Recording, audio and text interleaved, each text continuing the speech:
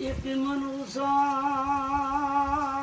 વળી રાજા હૃદય નો દરિયે વાહ વાહ પણ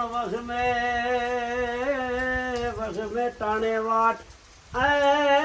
તે તો સગળી તો પૂરી સાંભળાય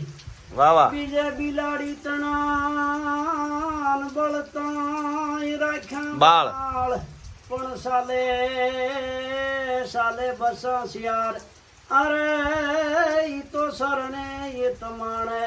ઈ સાંભળા ઉપાધી કોઈ તું કરમાં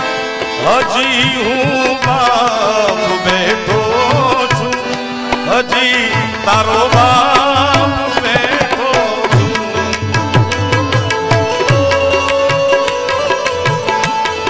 જગતમાં કોઈથી નથી એ જેનો બાપ પડકારો કરીને કે ઈ દુનિયામાં રાવણ થી નો બીવે સાહેબ કારણ કે એની પાછળ બાપની બેકિંગ છે બાપનો આશીર્વાદ છે જગતમાં કોઈથી ડરમાં હજુ હું બાપ બેઠો છું હજુ હું બાપ બેઠો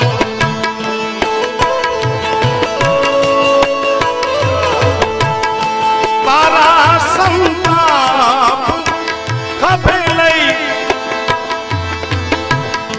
જગત નાતા ખંભે લઈ ઓ તારા સંતાપ ખંભે લઈ જગત નાતા ખંભે લઈ ફેંકી દઉં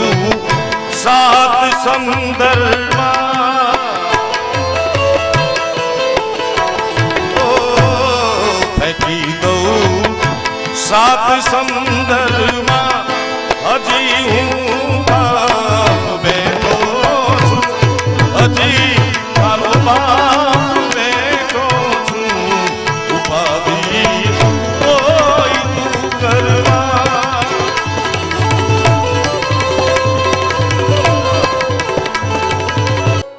આવી રીતે પંગતમાં બધા જમે દેશી ડાયરો અમારો ગીર ને ગીરના બરડો બધા નેહડાના બધા ચારણો બીજા હગાવાલા હેતુ મિત્રો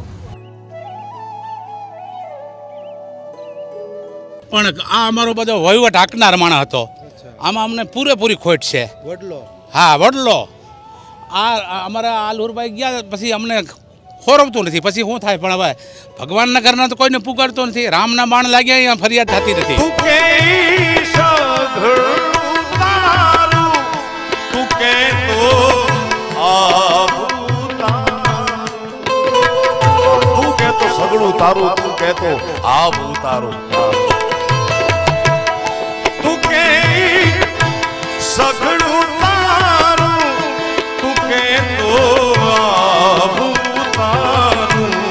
તારા હાટું જ છું ઘરમાં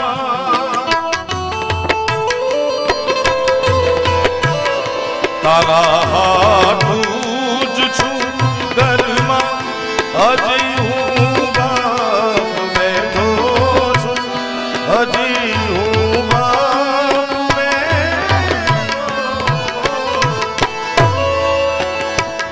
અને છેલ્લે બેટા તું રાજ રદિયાનો મારો અવાજ રદિયાનો એ તો બાપનું ચિત્ર કહેવાય બાપનું લોહી છે બાપની છબી સ્વર્ગસ્થ ઈશ્વરદાન ગઢવી કહેતા કે એના દીકરાને જોઈ લો એટલે એના બાપનું પેટ ખબર પડી જાય તમને બાપ આખી જિંદગી ગમે એવું પરદો રાખતો હોય પણ એનું સંતાન કહી દે કે આ મારા બાપનું પેટ શું આખી જિંદગી ઘણા માણસો દંભમાં કાઢી નાખે મોટા વહેમમાં કાઢી નાખે પણ સંતાન થાય એટલે ખબર પડી જાય કે આનું પેટ આ છે બેટા તું રાજ રદિયાનો મારો અવાજ રદિયાનો